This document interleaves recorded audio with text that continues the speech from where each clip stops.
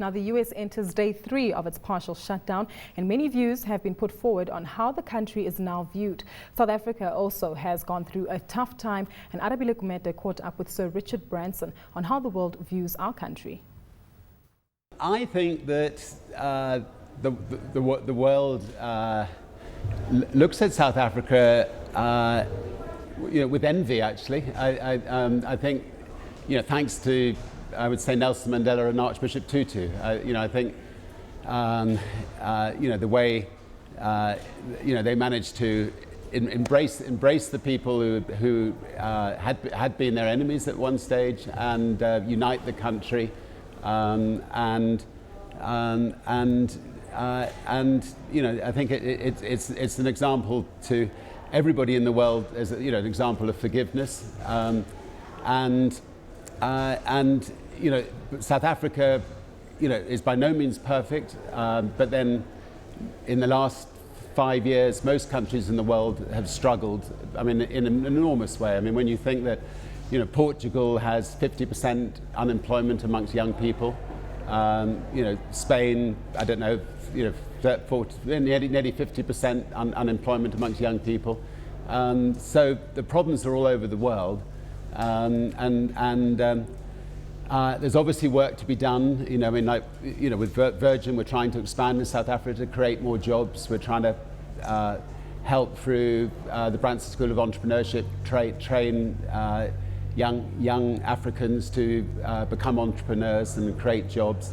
I think as the recession comes out, hopefully a lot of those people who are out of work will be able to get jobs. But it's a great country, and it needs as much support and love as it can. Yeah, I'm surprised that the rand has gone down, but I think that's just because commodities have gone backwards recently. I think South Africa's, some of our biggest and most successful clubs are in places like Soweto. It's nothing. Things don't happen overnight, but there is. There are more and more people, I think, are coming out of the poverty level in South Africa,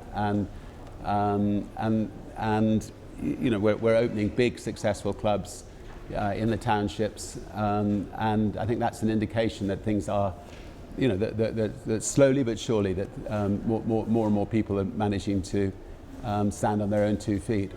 Richard, again, you've opened over 110 at least Virgin Active clubs in South Africa now.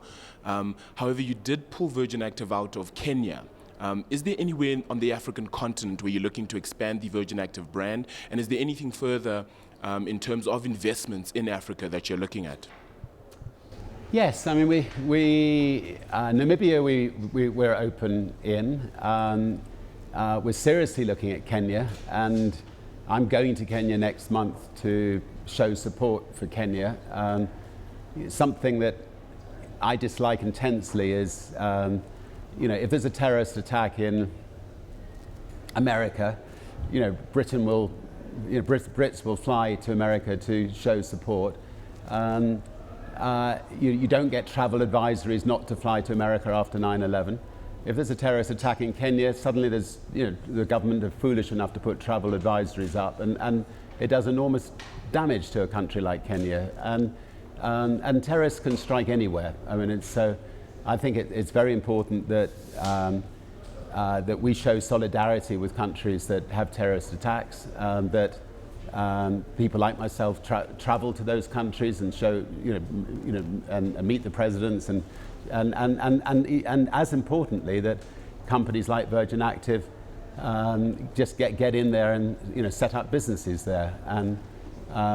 So we're looking at a number of other African countries to expand Virgin Active in. I would quite like it to be Kenya first, just to show solidarity after what's just happened there. What does the US shutdown mean for you? And what are your thoughts or perceptions of it? I think it's disgraceful. I try not to get involved in party politics, but on this occasion, President Obama has come up with a scheme which is not that dissimilar to Britain's scheme, which gives the 50 million people who couldn't afford healthcare those 50 million people, if they're ill, or if their relatives are ill, they're going to be helped, and they're not going to be turned away by hospitals. And for the Tea Party to try to take that away from those 50 million people, I think is wrong. So, and to shut America down is palpably wrong. So I think they're making fools of themselves, and in the long term that may be beneficial, I think, to the world and America. I think that blackmail of that kind is generally backfires on people.